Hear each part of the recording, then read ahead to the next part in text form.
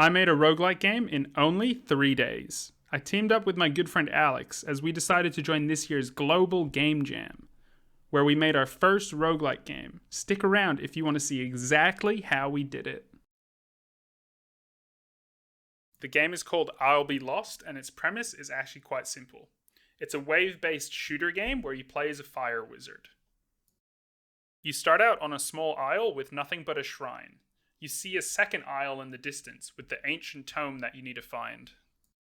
To do this, you need to kill enemies as fast as you can to collect their essence. With the essence, you'll want to deposit it into the shrine, which will in turn expand the size of your isle by generating new tiles. Once you've deposited enough essence, you'll be able to reach the ancient tome, but you need to hurry before you get overrun by all of the enemies.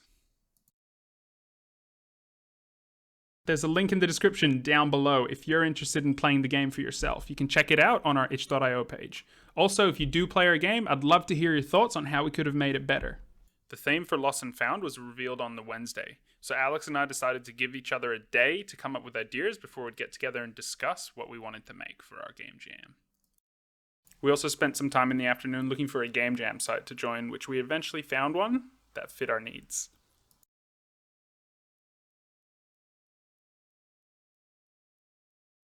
We started out on Thursday by getting together and getting all of our ideas onto paper.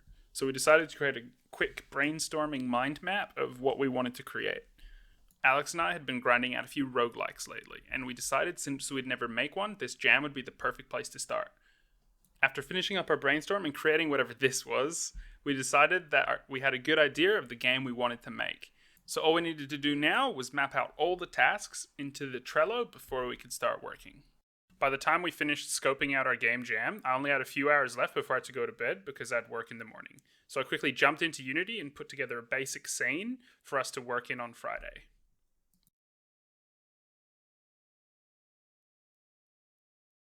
It's Friday and I'm about to start the first official day of my game jam with Alex. We've still got 48 hours left before we'll have to submit the final version of our game, so hopefully we make our deadline on time.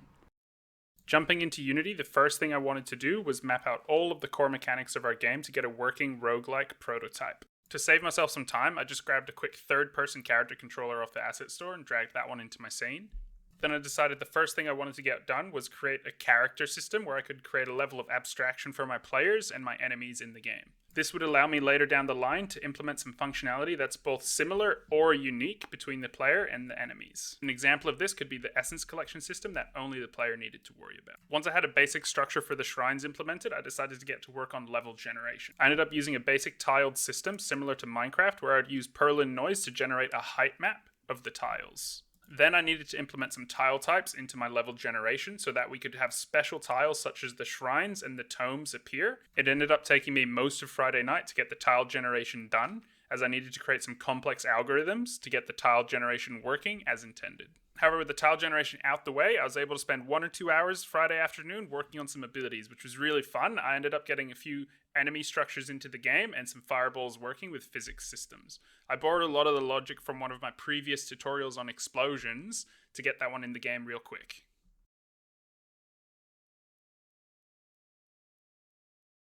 It was Saturday morning and Alex was finishing up the wizard character, so we decided to get that one into the game so we could see how it fit with the rest of our scene.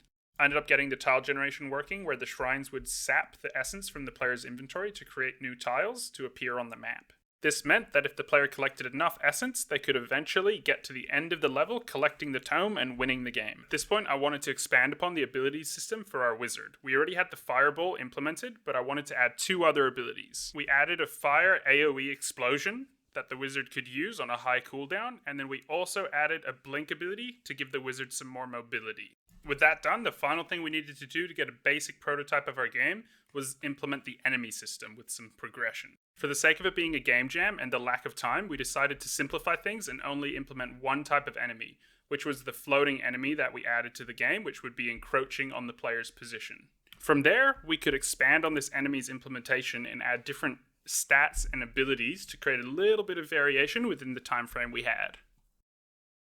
We needed a way for the player to collect essence to progress through the level, so we decided to just make it drop from enemies at a random rate whenever you killed them.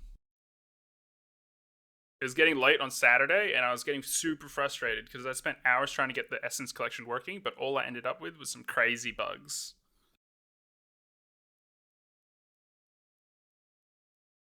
All bugs out the way though, our game was actually coming together to look like an actual game. We had all the fundamental pieces in place that we wanted our game to be, like magic, abilities, enemies, procedural generation, shrines, all that good stuff. All we needed to do was add the final bits of polish to get our game complete. Essentially get all the artwork Alex had been working on into the game. To have a basic playable prototype before we went to bed on Saturday night, I ended up getting a basic menu system into the game and also started throwing together some of Alex's art assets into our scene. So it's 3 o'clock in the morning on Saturday. I've been working with Candlelight for the past few hours now. We've pretty much got most of the mechanics in our game done, and we just need to get the final polish done tomorrow morning. So I'm going to go to bed now. I've been working alongside Kashmir for the past few hours. She's just been chilling. Gonna wake up early and get the rest of the game finished before we have to submit at like 3 o'clock.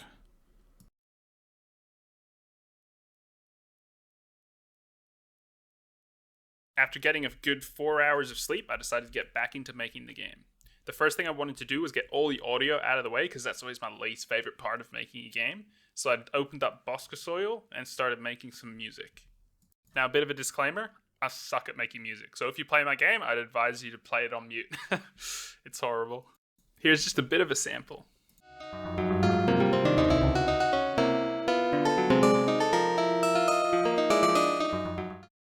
To do the rest of my sound effects, I just recorded a few snippets of me on my phone doing some crazy sounds like the player death and the enemies getting hit, all that sort of stuff. It was quick and easy to get that done and into the game. Because I was finished with all of the structure of the game, I was able to spend most of Sunday morning polishing up the UI and visuals. I ended up creating a bunch of particle effects and new tile types to spice up the level design of our game. I also spent some time creating some new projectile enemy types and cleaning up the wave-based system we had to make sure the flow of the game had some linear progression of difficulty. We ended up using some post-processing effects to give the player visual feedback of what wave he was in. The rest of Sunday was used to frantically get all of Alex's great artwork into the game. It was a mad rush to get as much of it in as possible before the deadline. So the deadline for the game jam's in about 2 hours now, and we're just submitting our final game, so we're pretty much done with everything. I think we've got a few last-minute assets we want to get in if we have time, but we're doing the final upload and filling in all the details to get that game submitted. It's gone pretty well. It was a hard few days, but, that's a game jam. Alex and I had a blast doing the game jam this year. It was so much fun. It's super great being able to look back at the game we made in only 3 days. I'm super proud of what we ended up making with the time frame and theme that we had. It's probably been my favorite game jam I've done so far. As always though, we made a bunch of mistakes along the way, like overscoping the final game that we're planning to make. That's a trap we always fall into, but it's good to be ambitious, I guess. Also, I would have liked to save some time towards the end of the game jam to actually balance the final game that we made, because I feel like the damage ramp up of the wave system was way too harsh on the player, and that it got way too hard way too quickly, which sort of impacts the player experience. But ultimately, that's what a game jam's for, is learning from your mistakes, so hopefully I'll carry on these lessons to my next game jam. Thanks for following along with the process of how we made I'll Be Lost. If you made a game in this year's Game Jam, feel free to leave a link to it in the comments down below, as I'd love to see what you guys made this year. As always, if you're enjoying what you see, feel free to drop a sub, as it lets me know that you're enjoying the content. Thanks for watching and have a great day.